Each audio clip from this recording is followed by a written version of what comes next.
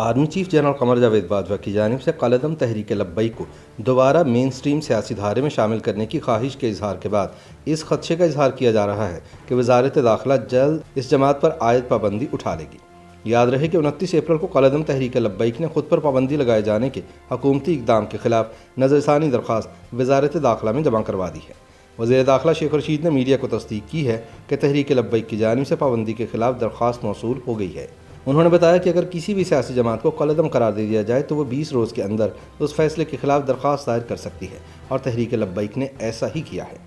واضح رہے کہ پنجاب حکومت نے پنجاب پولیس کے انسداد دہشت گردی محکمے کی رپورٹ پر تحریک لبیک کو قلعدم قرار دینے کے لیے وزارت داخلہ کو سفارش کی تھی۔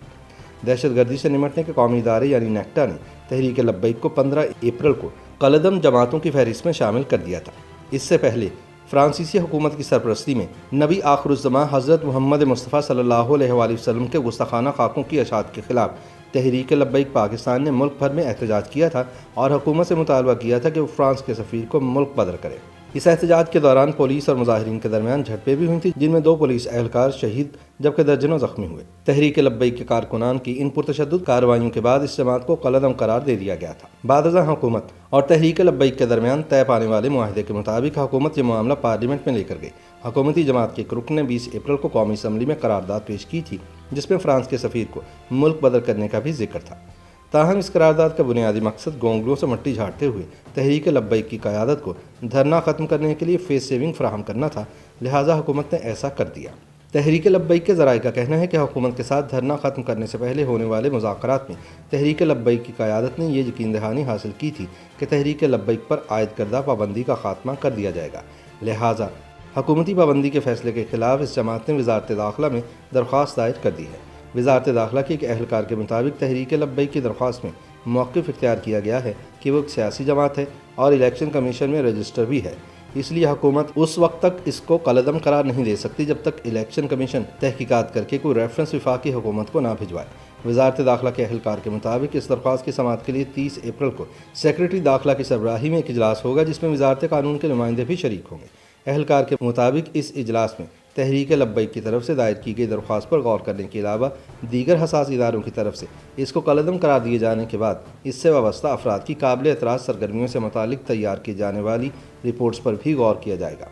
الیکشن کمیشن کے سابق سیکریٹری قمر دلشاد نے بتایا کہ حکومت نے جب تحریک لبیک کو قلعدم قرار دینے کا نوٹیفیکیشن جاری کیا تھا تو اس میں انسداد دہشت گردی ایکٹ سن 1997 کے ساتھ ساتھ الیکشن ایکٹ سن 2017 کا بھی ذکر ہے۔ انہوں نے کہا کہ جب نوٹیفیکیشن میں الیکشن ایکٹ سن 2017 کے سیکشن 212 اور 213 کا ذکر کیا گیا ہے تو اس کے بعد وفاقی حکومت پر یہ لازم ہے کہ وہ 15 روز میں یہ معاملہ سپریم کورٹ کو بھجوائے گی، لیکن اس معاملے میں ابھی تک ایسا نہیں کیا گیا۔ قمر دلشاد کا کہنا ہے کہ اس امکان کو مسترد نہیں کیا جا سکتا کہ حکومت کی طرف سے ہی تحریک لبیک کی قیادت کو کہا گیا ہو کہ وہ اس فیصلے کے خلاف درخواست دائر کریں تاکہ پابندی اٹھائی جا سکے۔ شاید اسی وجہ سے تحریک لبیک کو قلعدم قرار دیے جانے کے باوجود کراچی میں تحریک لبیک کے امیدوار مفتی نذیر احمد کمالوی کو NA 249 کے ضمنی الیکشن میں حصہ لینے سے نہیں روکا گیا۔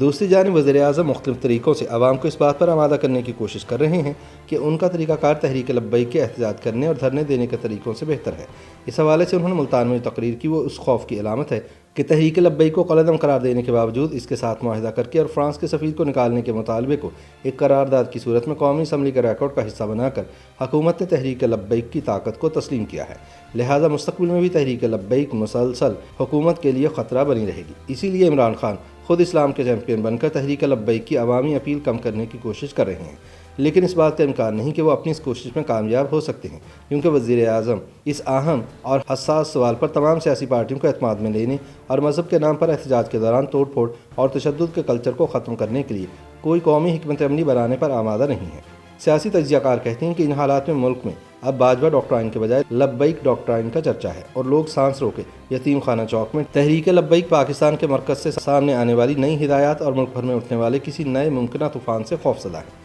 یادش بخیر نومبر سن 2017 میں تحریک لبیک کے مرحوم بانی علامہ خادم حسین رضوی کی سرکردگی میں فیض آباد انٹرچینج پر دھرنا دیا گیا تھا، کیونکہ مسلم لیگ نون کی حکومت پر اراکین اسمبلی کے حلف نامے میں ختم نبوت صلی اللہ علیہ وآلہ وسلم پر ایمان کے الفاظ میں رد و بدل کا الزام تھا۔ اس احتجاج سے حکومت تو تبدیل نہیں ہوئی، لیکن دھرنے میں خفیہ اداروں کی دلچسپی، میڈیا کو ملنے والی ہدایات اور اسے ختم کروانے میں فوجی افسران کی ثالثی سے یہ ضرور طے ہو گیا کہ حکومت کن شرائط پر کام کرے گی اور مستقبل کا سیاسی منظرنامہ کیا ہوگا۔